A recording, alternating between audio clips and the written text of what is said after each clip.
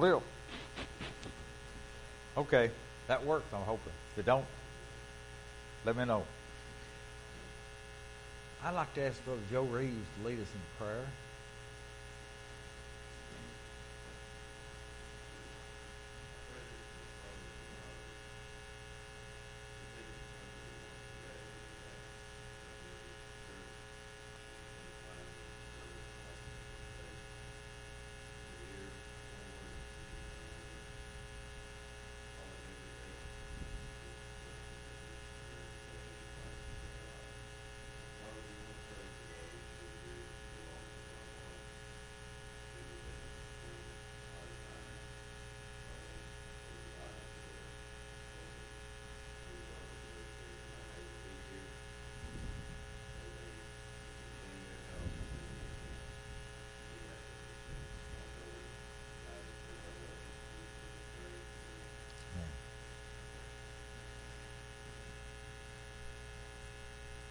Me and Amy had the pleasure of Ava Catherine staying with us yesterday.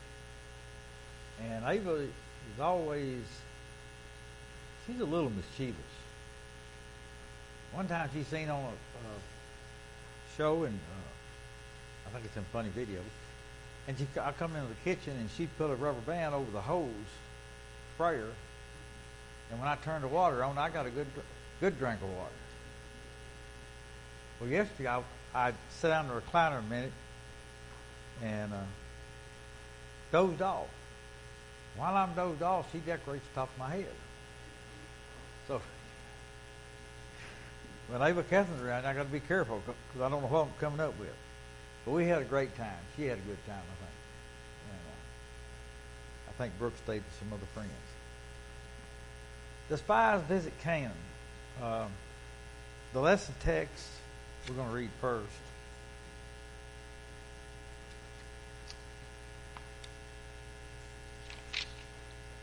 We're going to read Numbers 13, as the book says, 21 through 33. So they went up and spied out the land from the wilderness of Zin as far as Rehob, near the entrance of Hamath. And they went up through the south and came to Hebron. If I can pronounce all them words, and him, or what they are, the descendants of Anak. That's important. Anak, or however how you pronounced it. There. Now Hebron was built 7 years before Zon in Egypt. Then they came to the valley of Eschol, I guess you call it, and there cut down a branch with one cluster of grapes. They carried it between two of them on a pole. They also brought some of the pomegranates and figs.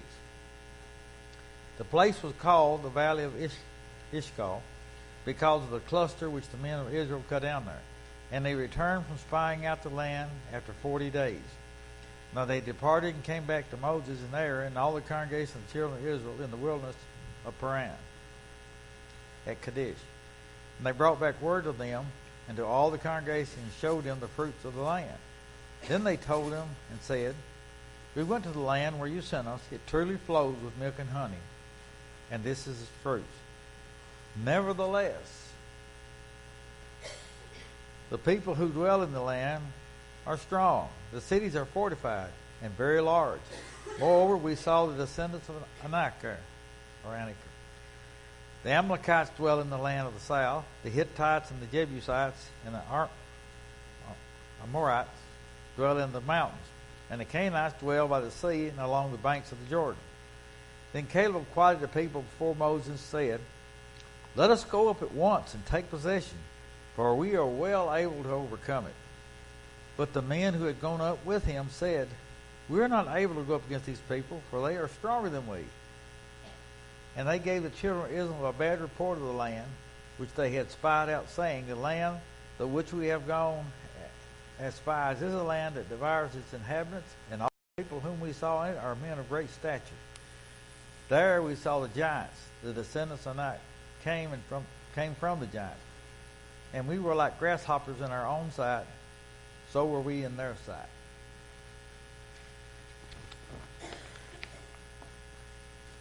Those people, those 10 spies, were cowards. I don't even say it. They were cowards. They didn't do what all this had been prepared to do. When God delivered the Israelites from Egyptian bondage, the purpose of them being removed from there was to go to this new land and to be a shining light among all nations of the earth. I guess he thinks, like some people want to, I'm going to hand all this to you on a golden platter and you ain't got to do anything.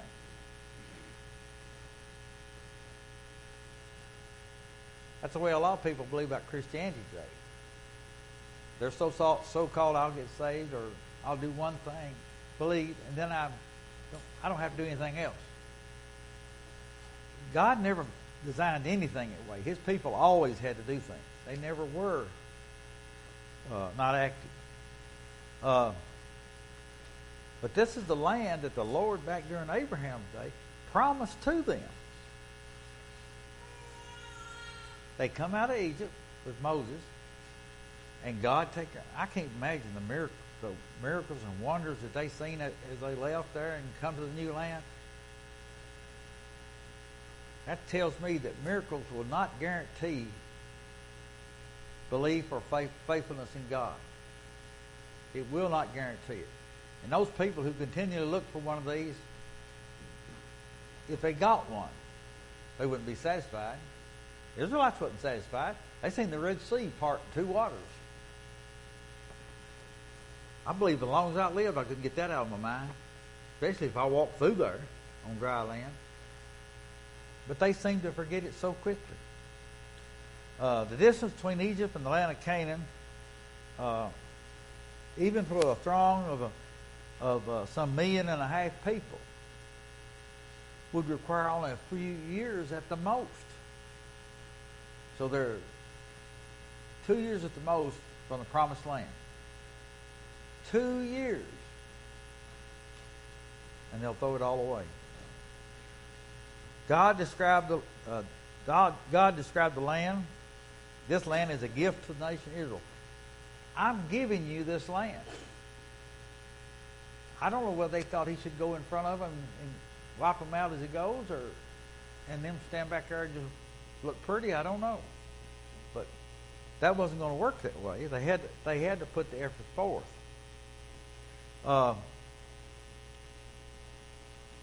Obtaining the land was not to be by their own ability. It wasn't going to just be them doing it themselves, which they seem to lean towards that way. They were never told this. They were never told that when you get there and you go in this land, it's totally up to you to win the battles. No, it's totally up to you to engage in battle, and I'll be with you, and we'll win the battle. I'm just at a loss of words sometimes of how they think.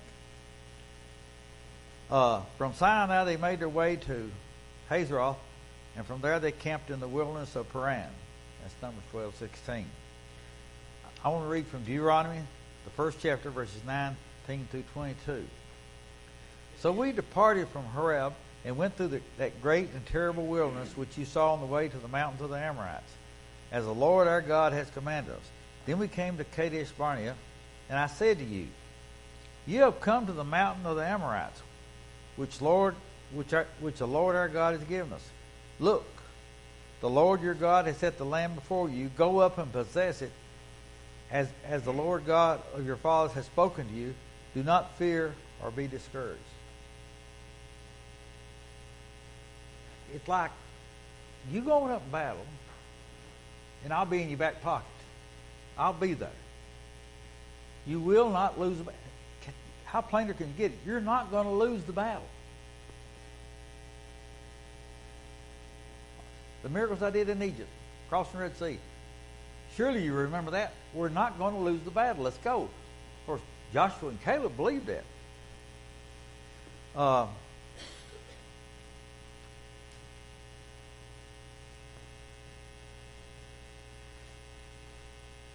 In this verse, I'm going to continue reading on in Deuteronomy.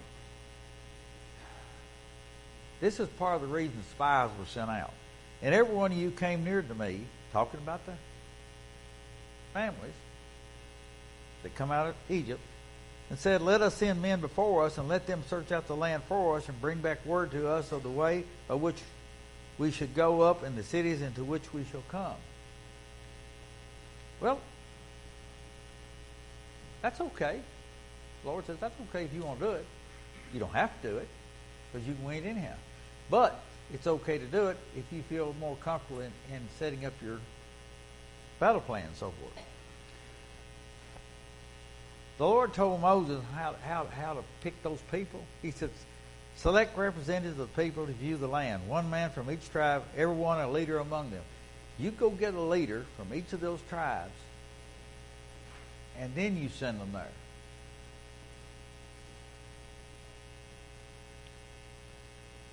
Politicians are a scary thing. These spies, to me, remind me a lot of politicians. No courage. Don't intend to take responsibility. But I want to be in that position. I want the position that has authority, but I don't want to do anything. A lot like a politician.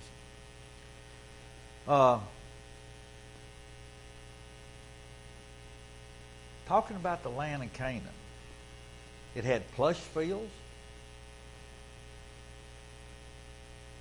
Farmers die for plush fields. They just want one so bad they can't stand it. The plain of Sharon, which was a fertile plain, very, very good to grow stuff. The valley of Jezreel, the rolling hills of the Shephelah, or what that is, but it's a rolling hills. If you ever been to Virginia, you'll see rolling hills, a lot of them. The Carmelite mountain range, the hill country north of Jerusalem, the large freshwater lake of, and I couldn't find this nowhere how to pronounce it, so I just guessed at it, Chinnereth. Trade routes crisscross this land. You're going to have, and the cities were prosperous. And all of this is yours. Just go up and get it. You're going to get it. Now, I don't want to talk about that at this point or not, but those people in those cities in Canaan that were there are there for a purpose. I blessed them, let them build up the cities, build up the land and everything, and now, because they don't recognize me, I'll let you put them out, and you can have it. But this is set up for you. Faith in God is not based upon miracles alone. If it was, these people would have been the most faithful there ever was. But it's not. It's based upon belief in what God will do. The God who had taken them through the Red Sea stood ready to fight by their side. I often said it when J.T. Temple was alive, if I got into a fight, which I've tried my best not to, because usually I'll lose anyhow, but I'd want him by my side, because he would be there. No matter who it was or what it was, he would not run. He would stay with you. This is what God is telling these people. I'm going to be by your side. I will be with you every inch of the way. Just do what I tell you and go up and possess it. The reason it's so important for them to possess it is that you're going to be a light to the world. You're going to be you'll be feared by everybody, but at the same time you'll be respected because you do those things which are right. Nope, ain't going to do that.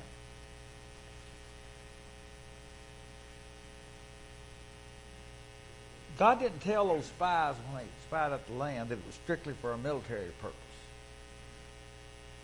It was for you to go look and see what all's there and report it. Not just strictly from a military range, which is what they wanted to do.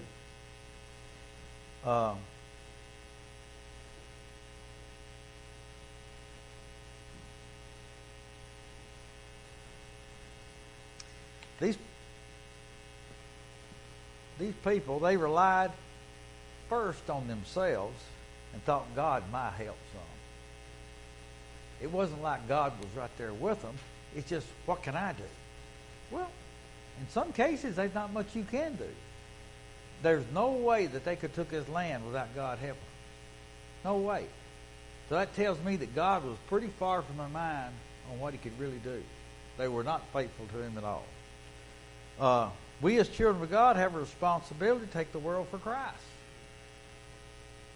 They had a responsibility to take Canaan and set the example of right and wrong before the world at that time. Didn't do it.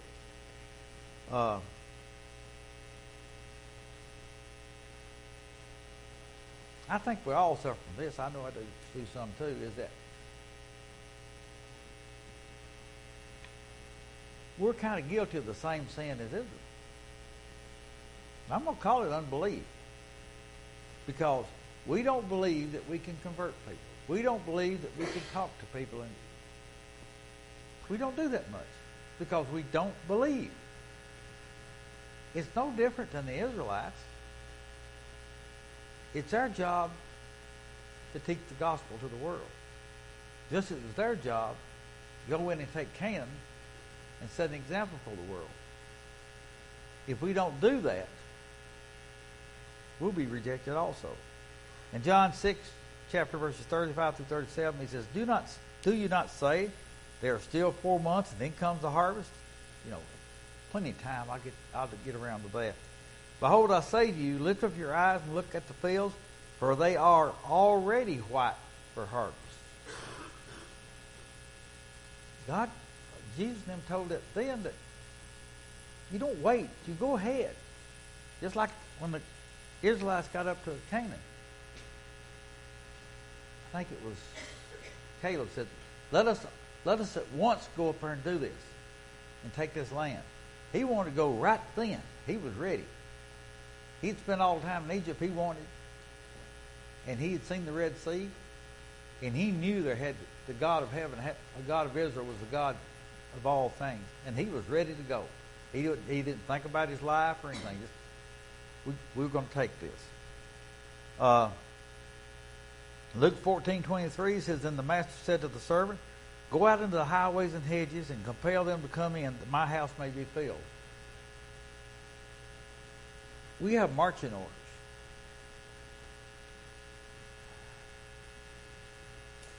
Sometimes when we're a part of something, there's things in it we don't like to do. When I worked my job at TRW with product launch, it wasn't always fun to talk to customers, because these guys wanted their samples, they wanted their product launch on certain dates. Now, sometimes them dates was very unreasonable. And I didn't enjoy dealing with them sometimes. Some of them was fine, but some of them was not. But at the same time, it was important that I do that for the company that I was worked for. It's important that we look for opportunities to teach the gospel, that we set the examples by meeting with each other as often as we can. When I come here, I get stronger. When I'm not here, I'm weaker. It's just the way it is. People like faith together are stronger.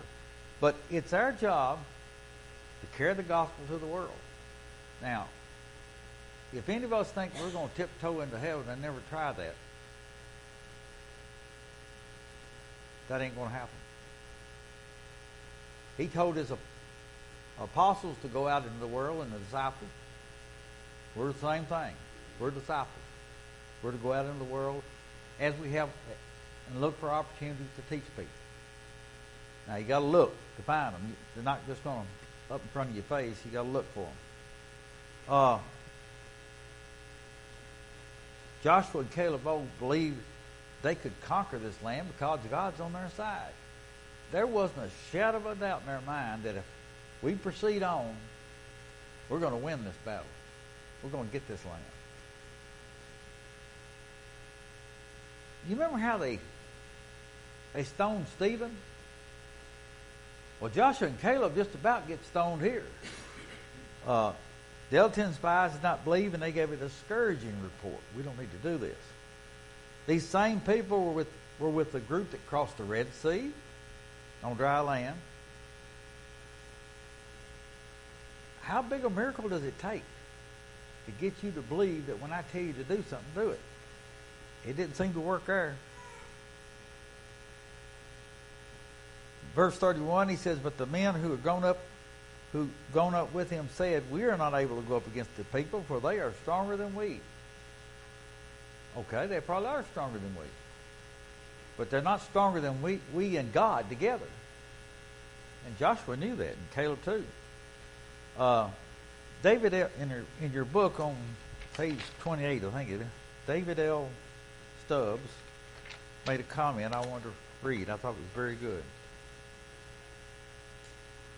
Israel is on the edge of the promised land, ready to finally enter into the blessing God has in store for it, and to live in it, and live into its calling to be a nation whose ways will be a light to all the other nations. But instead of being the prelude to a story of celebration, the glimpse of the promised land given to those spies leads to another rebellion of people against God.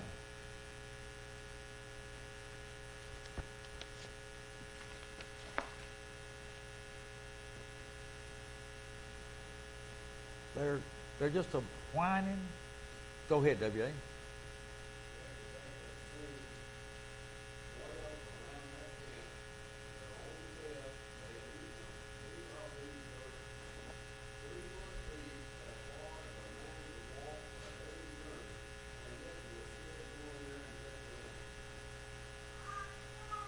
Well, now it's kind of like providing the food.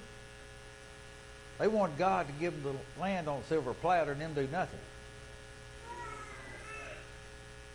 He was giving them the manna, and they got to fussing about that. That wasn't what they wanted.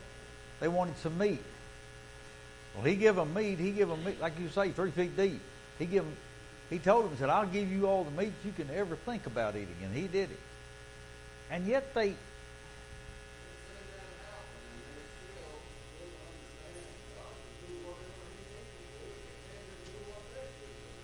But they were so self-centered. You know, they were more worried about what they got out of this, but they didn't want to put no effort in it, but they want it. We have people like that today. They want everything given to them, but they don't want to put no effort for it to get it. That's probably why we got nearly 48% of the workforce is on some kind of welfare, not welfare, but some kind of government-aided thing. That's why. They want it handed to them. When I grew up, the housing project down on Upgrade Road was here. That was the only housing project that was around then. I had a lot of friends that lived there. By the way, Digger Poindexter grew up there. And had a lot of friends down there. Every morning, their mother and daddy went to work. They lived there because they didn't make enough money to afford a higher place. They didn't quit work. They worked. The ones I seen, I didn't see them loafing around the house during the day or watching TV. They worked. They'd get in their old cars and they'd go to work. But that's how these people thought. God, if you're really God from heaven, give it to us. Well, I'll give it to you, but you're going to have to work with me. And they didn't want to work with him. That wasn't going to happen. The majority of those who came out of bondage never got to see the promised land.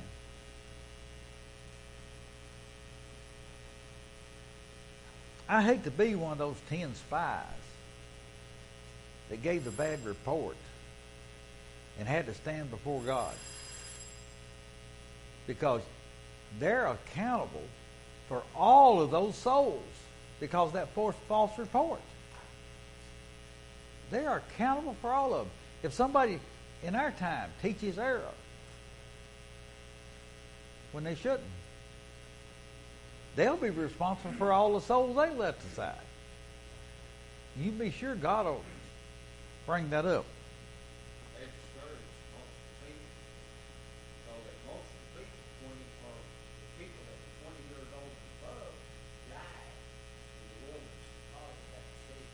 That's right.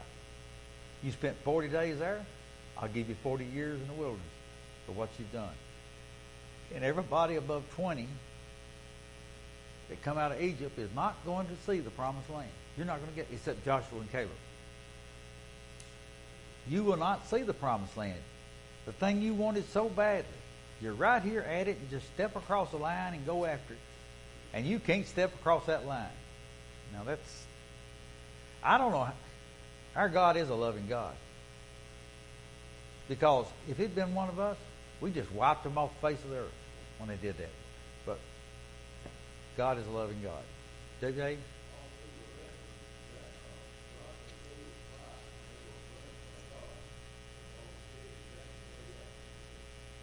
Immediately. They didn't have no problem. They didn't discuss it. They just did it. Think about those people that inhabited that land. The land was flowing with milk and honey, as a saying goes. Everything was there. Fertile fields, crops, woods, forests, everything they needed. They were prospering very well, those people.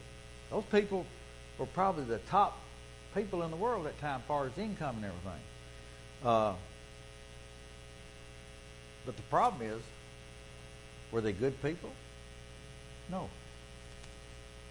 They were evil people. But God allowed them to prosper, not because He cared for their evil ways, but it was the golden, whatever you want to call it, I'm going to give to my people. He let them build the cities. He let them put the crops in the fields. He let them get the timber. And when they got it all up, and he's going to make them hand it right over to the Israelites. Now